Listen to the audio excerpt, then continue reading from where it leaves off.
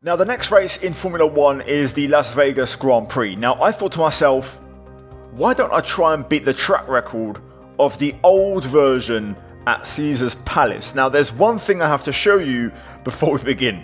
What has happened to my mechanic? Seriously, what has happened? He's been shrunk. Poor guy. Anyway, let's get to work and let's get into today's episode. Now, we are driving as one Alain Prost, the Professor, the man who got the best time, the track record at Caesar's Palace version of the Las Vegas Grand Prix. So, a 1 minute 16.3 is the time to beat. I think a 3:56 if I'm being precise, but I'd have to double check. But a 1:16.3. Now, that was 1982, and we are driving that exact car for this one, which is an absolute beauty. The Renault looking, sounding good, and yeah, we're going to have a little bit of fun. Now this track of course is horrible. Left hairpin, right hairpin, a couple of kinks, but generally it just constantly overlaps on itself, and it's a gimmicky race circuit just for the sake of racing in Vegas. Not too dissimilar from the real version, although the last race we had in 2023 was actually pretty decent, so we'll let off the hook for now. Anyway, let's talk about a few more things with this one. Now the big factor here, these cars are very manual, nothing automated, no electronics. The only thing to bear in mind here is turbo lag, which you'll see in my throttle trace will be foot to the floor on every single corner exit, and suddenly, wham, there'll be a massive snap of oversteer with that turbo lag, and we've just got to basically manage that throughout the lap. So, there it is, underway as we get our first lap underway. Down towards turn 1, just a left hairpin, just stay tight and hug the apex all the way around, and then straighten up the exit. There's the turbo as we go through the little bump on that kink. Again, stay tight, a little bit wide, but the exit really does open up. Use all the track at your disposal as we go through the kink, just about within track limits. Slightly compromised line through the entry of that hairpin. Again, straighten up the car for the exit. Oh my god, every single time that turbo lag kicking in, trying to open up this hairpin. And now foot to the floor, you can see nothing happens, and suddenly there it is, the turbo arrives. Another kink, bit too much of a shortcut there as the back end snaps away. Tidy. We're going to take a little short shift there as we now should be flat to the last corner, all the way through here, through the car park. No idea where to brake. Apex, back on the power, over the line. First lap is a 1:18.3. We're going to go for another one here.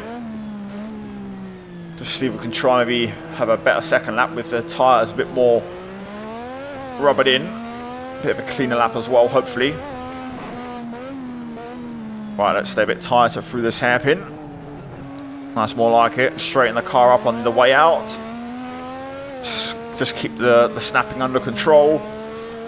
This time, opening up the line more into this hairpin, which is almost like a double apex. Also exit there nice and tidy, unlike on the last lap. Through the kink.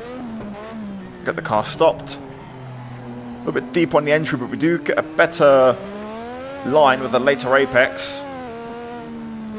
This time we don't cut that corner. This is a much tidier lap.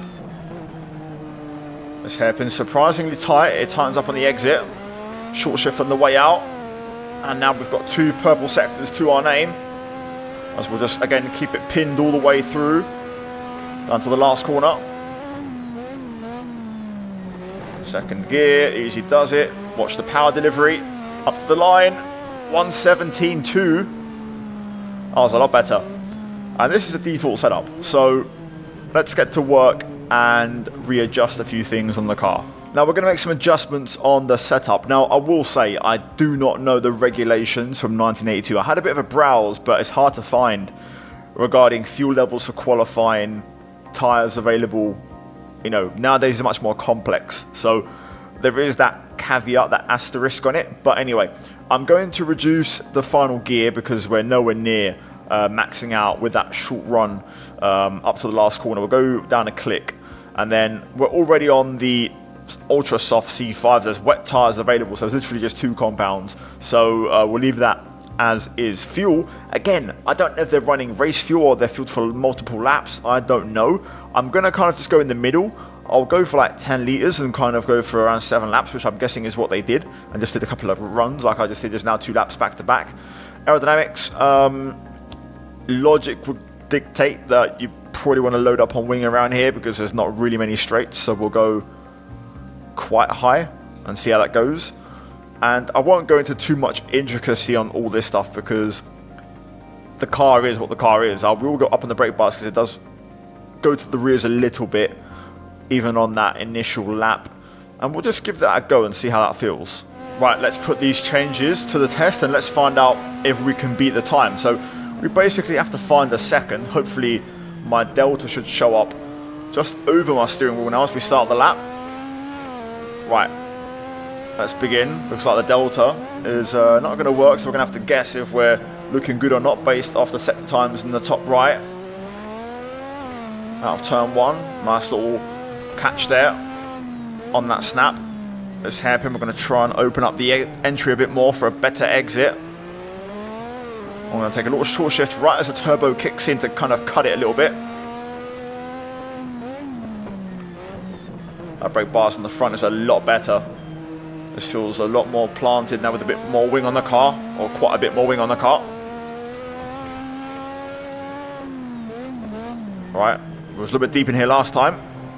Keep it tidy, and now on the way out, there it is. Nice timing on the upshift through this one. This tightens up, so be patient. And now short shift and open it up all the way to the last corner. I reckon this feels good enough to be already quicker than Prost's time. Let's see if I'm right. It could come down to the last corner. I'm going to leave it in third.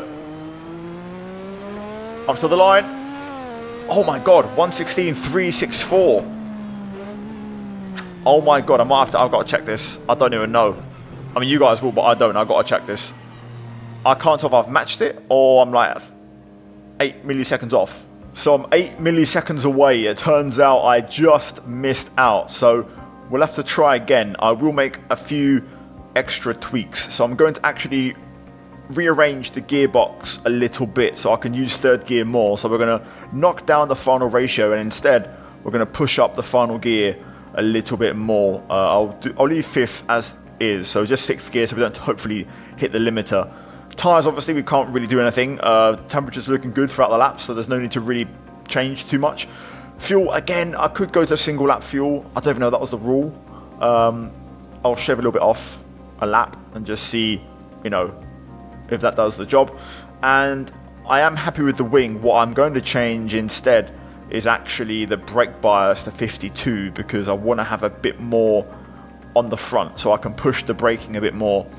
Elsewhere, I might just knock down these ride heights a little bit because it's a very flat track, but those curbs are a bit deadly, so we've got to watch out for those. Interesting offset ride height here on the car. I'm gonna level those out because I'm not sure why they're asymmetrical. So let's see how this all feels on another run. Hopefully this time we do get the lap. Right then, here we go. Let's see if now this time we can get it. I think my delta is not going to fix itself, unfortunately, which would be nice to have. Out the last corner. Let's go. Full beans. Turn one. We're going to just let the car coast in third. Pick up the throttle a little bit. Watch the exit. There we go. Through the kink. Open up the next hairpin nicely. Again, leaving it in third. We're going to get on the power a bit earlier here to open it up. Use all the track. Oh, bouncing off the limiter pretty much flat through there. Now we're starting to look good. Again, just keeping it in that higher gears, working a lot better for that turbo lag with these cars. But shortening the gearbox had to be done. That's really helped us. And now the brake bias more forward has really This will allow me to push these braking zones. Oh, that was nice. I was right on the limit, using every inch of the track here. A little bit wide, a bit deep into there. We're going to keep it in third and trust the car. Big snap on exit. Had to get out of the throttle. And now sixth gear kind of chokes out a little bit, but then we hit the rev limit almost into the last corner. Braking super late. Final corner. This should be close. 1:15.5. That is what I'm talking about, baby. I want to give that one last go, just fully locked in, and just see if I can maybe go any quicker, possibly even a 14. I do have the track grip set to the lowest as well, so yeah, I'm not sure if the session in real life in 1982 potentially had really poor conditions, possibly some rain, but yeah, let's give it one last crack.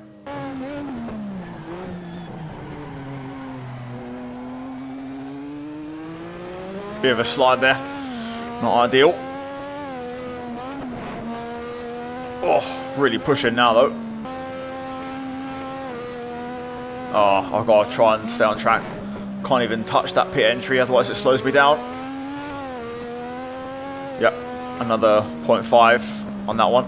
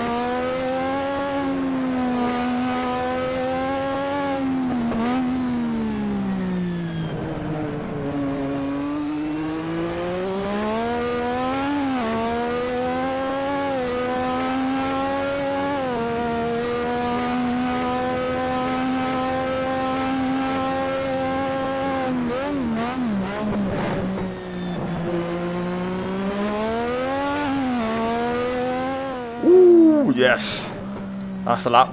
That's the one. 14.7. Smashed it. Absolutely smashed it. But had to be done.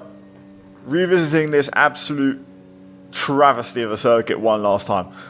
There is no replay cam, but I'll hopefully make it up to you.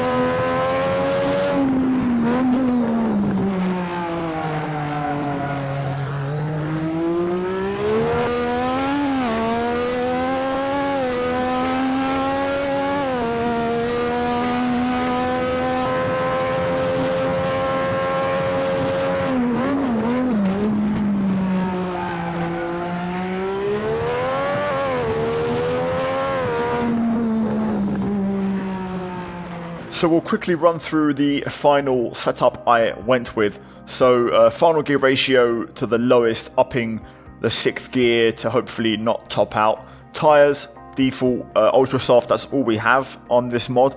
Fuel, I went for 7 litres, so 4 laps. I left myself an option of a second push if I felt like I needed it, but we got that lap done, which I'm very happy with. Aero, I actually went up in the end to 13 and max on the rear to 17, so basically just lots of wing because you don't really need straight line speed around here.